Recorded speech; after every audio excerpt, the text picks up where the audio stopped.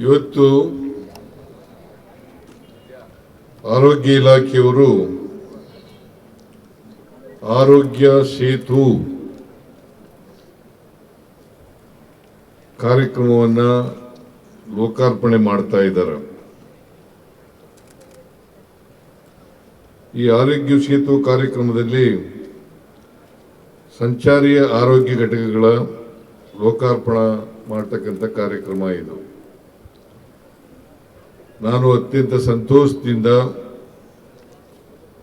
ಈ ಕಾರ್ಯಕ್ರಮವನ್ನು ಲೋಕಾರ್ಪಣೆ ಮಾಡಿದ್ದೇನೆ ಅಂತಕ್ಕಂಥ ಘೋಷಣೆಯನ್ನ ಮಾಡಲಿಕ್ಕೆ ಬಯಸ್ತಾ ಇದ್ದೇನೆ. ಈಗಾಗಲೇ ಆರೋಗ್ಯ ಸಚಿವರಾದಂಥ ದಿನೇಶ್ ಗುಂಡೂರಾವ್ ಅವರು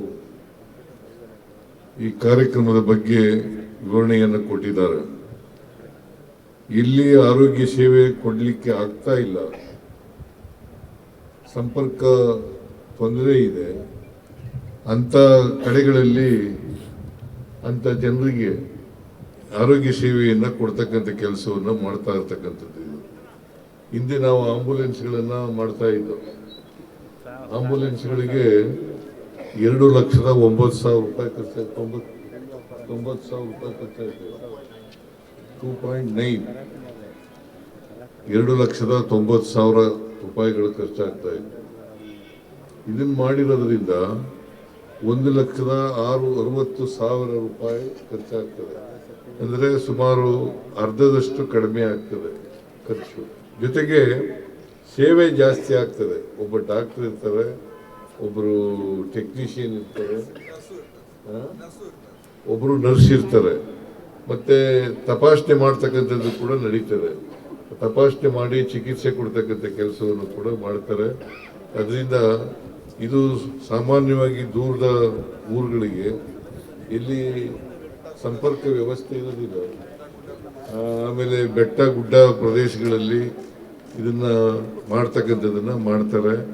ಆರೋಗ್ಯ ಇಲಾಖೆಯವರು ಈ ಹೊಸ ಹೆಚ್ಚು ಜನರಿಗೆ ಆರೋಗ್ಯ ಸೇವೆಯನ್ನು ಒದಗಿಸಿಕೊಡಬೇಕು ಅಂತಕ್ಕಂಥ ಉದ್ದೇಶದಿಂದ ಈ ಕಾರ್ಯಕ್ರಮವನ್ನು ಮಾಡ್ತಾ ಇದ್ದಾರೆ. ಇದರ ಉಪಯೋಗ ಆಗಲಿ ಅಂತಕ್ಕಂಥದ್ದು, ಯಾವ ಜನರಿಗೆ ಆರೋಗ್ಯ ಸೇವೆಯಿಂದ ವಂಚಿತರಾಗಿದ್ದಾರೆ ಆ ಜನರು ಈ ಆರೋಗ್ಯ ಇದರ ಲಾಭವನ್ನು ಪಡ್ಕೊಳ್ಬೇಕು ಅಂತಕ್ಕಂಥ ಮಾತುಗಳನ್ನು ಹೇಳಲಿಕ್ಕೆ ಬಯಸ್ತಾ ಇದ್ದೇನೆ. ಮತ್ತು ಆರೋಗ್ಯ ಇಲಾಖೆಯವರು ಇಂಥ ಒಂದು ಕಾರ್ಯಕ್ರಮವನ್ನು ಲೋಕಾರ್ಪಣೆ ಮಾಡ್ತಾ ಇರ್ತಕ್ಕಂಥದ್ದು ಭಾಳ ಸಂತೋಷದ ವಿಚಾರ. ಈ ಕಾರ್ಯಕ್ರಮವನ್ನು ಅತ್ಯಂತ ಸಂತೋಷದಿಂದ ಉದ್ಘಾಟನೆ ಮಾಡಿ ಲೋಕಾರ್ಪಣೆ ಮಾಡಿ ನಾನು ಎಲ್ಲ ಜನರಿಗೂ ಕೂಡ, ನಮ್ಮ ಸರ್ಕಾರದ ಉದ್ದೇಶ ಎಲ್ಲ ಜನರಿಗೂ ಗುಣಮಟ್ಟದ ಆರೋಗ್ಯ ಸೇವೆಯನ್ನು ಕೊಡಬೇಕು ಅಂತಕ್ಕಂಥದ್ದು. ಗುಣಮಟ್ಟದ ಆರೋಗ್ಯ ಸೇವೆಯನ್ನು ಕೊಡಬೇಕು ಅಂತಕ್ಕಂಥದ್ದು. ಯಾವ ಜನರು ಕೂಡ ಈ ದೇಶದಲ್ಲಿ ಬಡವರು ಇರ್ಬೋದು, ಕಾಡಿನಲ್ಲಿ ವಾಸ ಮಾಡ್ತಕ್ಕಂಥವ್ರು ಇರ್ಬೋದು, ಬೆಟ್ಟ ಗುಡ್ಡಗಳಲ್ಲಿ ವಾಸ ಮಾಡ್ತಕ್ಕಂಥ ಜನರು ಇರ್ಬೋದು, ಅಂಥ ಜನರಿಗೂ ಕೂಡ ಆಗ್ತದೆ ಅಂತಕ್ಕಂಥ ಮಾತುಗಳನ್ನು ಹೇಳಿ ನಾವು ಎಲ್ಲರೂ ಈ ರಾಜ್ಯದ ಜನರಿಗೆ ಆರೋಗ್ಯ ಸೇವೆ ದೊರಕಲಿ ಅಂತಕ್ಕಂಥ ಮಾತುಗಳನ್ನು ಹೇಳ್ತಾ ಶುಭ ಕೋರಿ ನನ್ನ ಮಾತುಗಳನ್ನು ಮುಗಿಸ್ತೇನೆ. ಜೈ ಹಿಂದ್, ಜೈ ಕರ್ನಾಟಕ.